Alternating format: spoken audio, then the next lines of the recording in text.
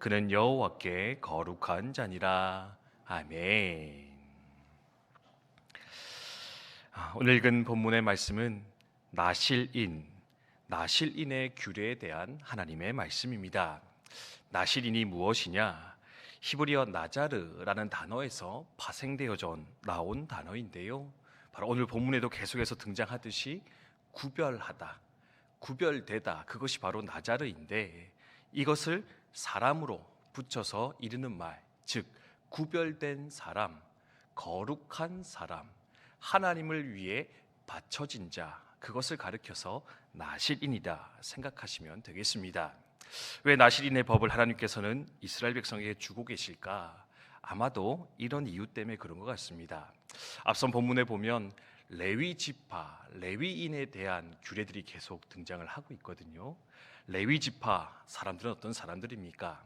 그들은 태어날 때부터 하나님을 위해 바쳐진 자들이라 그렇게 이야기를 하고 있습니다. 성막에서 제사를 드리거나 또는 성막을 관리하기 위해서, 그래서 전쟁이나 사회 활동은 하지 않고 오로지 하나님께 드리는 제사를 위해 바쳐진 지파, 그들이 바로 레위 지파 사람들이었는데, 그런데 혹 레위 지파 출신은 아니더라도 일정 기간 동안 하나님, 내가 내 삶을 하나님께 구별하여 드렸으면 좋겠습니다. 나도 전적으로 하나님만을 위해 살아가는 존재가 되었으면 좋겠습니다. 그런 마음에 소원하는 자가 있을 수 있을 것인데, 그런 자들을 위해서 마련해 주신 제도가 무엇이냐? 바로 나실인의 제도이다 생각하시면 되겠습니다. 대표적인 예가 바로 사무엘 선지자, 사사 사무엘이라 생각하시면 되겠는데요. 사무엘 어떻습니까? 한나가 그 아이 낳을 때 서원하여 낳았습니다. 하나님, 그 아이가 나면 하나님께 바치겠습니다. 그러니까 저 때쯤 되어서 이 한나 어떻게 하느냐? 제사장 엘리에게 데려가서 이 사무엘을 바치면서 하나님의 일을 위해 쓰임 받기를 원합니다. 그렇게 나신일으로 내어드리는 것을 볼 수가 있는데, 즉 레위 지파 출신이 아니더라도 하나님을 위해서 헌신된 자, 구별된 자, 그들이 바로 나실인이었다 생각하시면 되겠습니다. 그런데 아무나 나실인이 될 수는 있는 것 같지 않습니다. 오늘 말씀에 보면 나실인이 지켜야 될 중요한 세 가지 원칙이 있었다 이야기하고 있는데요. 첫 번째는 무엇이냐? 포도로 만든 것은 입에 되어서는 되지 않는다.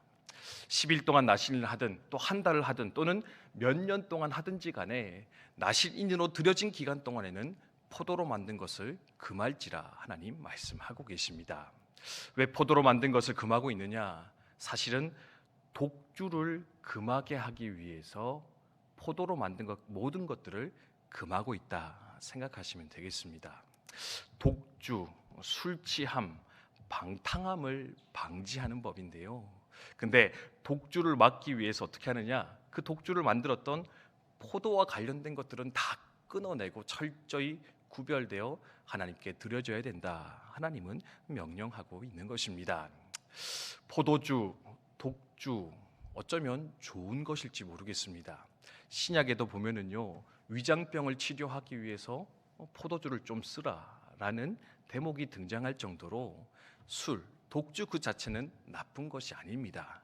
근데 무엇이 문제입니까? 사단은요, 그 좋은 것을 가지고도 우리의 삶을 하나님과 멀어지도록 만들 수도 있는데, 그 좋은 것을 가지고도 우리의 삶을 하나님의 뜻과는 상관없이 나아가도록 만들 수 있는데, 그러니 그 독주를 가까이 하여서 방탕에 빠지는 어리석음을 범하지 않도록 너희는 너의 삶을 구별하여라, 그렇게 명령하는 것을 볼 수가 있습니다.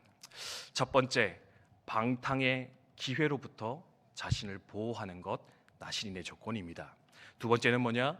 머리에 삭도를 대지 마라. 대표적인 예가 삼손의 이야기 알고 계실 텐데요. 왜 머리에 삭도를 대지 말라 이야기하느냐? 이스라엘 백성들에게 있어서 머리는 권위를 상징하였습니다. 그런데 누구의 권위를 상징하느냐? 바로 우리 인간을 지으신 하나님의 권위, 하나님의 주권을 상징하는 것이 바로 사람의 머리였습니다. 그런데 그 머리에서 나는 머리털을 자르지 말라, 삭도를 대지 말라. 그것이 뭐냐면 하나님의 권위에 도전하지 마라, 하나님의 권위를 인정하라. 그것이 바로 나시린이 지켜야 될 두 번째 규례였다라는 겁니다. 내가 내 삶의 주인이 아닙니다. 내가 내 삶의 권위자가 아닙니다. 하나님이 내 삶의 주인이시고 권위자이십니다. 그 하나님의 권위와 주권을 인정하는 삶, 그것이 바로 나시린의 두 번째 조건입니다. 마지막 세 번째는 뭐냐? 가족의 시체라도 가까이 하지 말지라. 가족의 시체라도 가까이 하지 말라.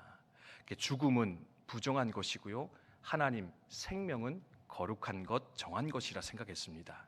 그래서 시체, 부정한 것은 가까이 하지 말라라는 뜻인데, 여기서 또한 중요한 대목은 가족의 시체라도 나시린의 기간 동안에는 가까이 하지 말아야 된다. 아니, 이거 좀 너무한 거 아닙니까? 부모 장례는 치러야 되지 않겠습니까?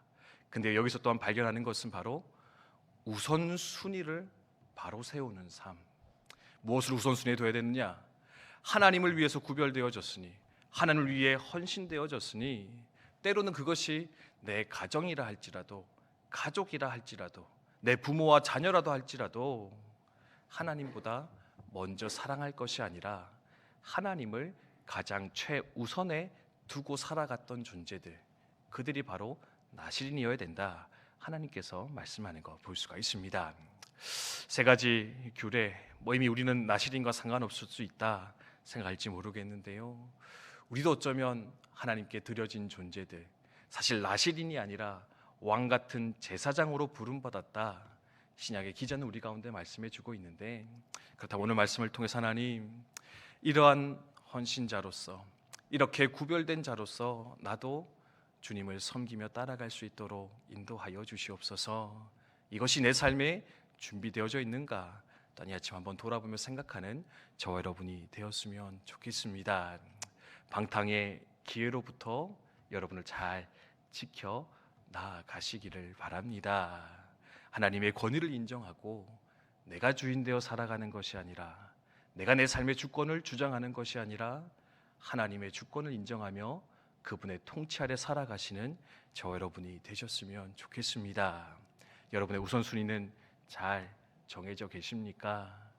하나님보다 더 사랑하는 것이 있다면 그것이 바로 우상이라 성경은 말하고 있는데, 여러분 삶의 우상을 다 제거하시고 하나님을 가장 먼저 사랑하고 인정하며 살아가는 복된 주의 백성들 다 되시기를 주님의 이름으로 축복드립니다. 주신 말씀 기억하며 함께 기도하도록 하겠습니다.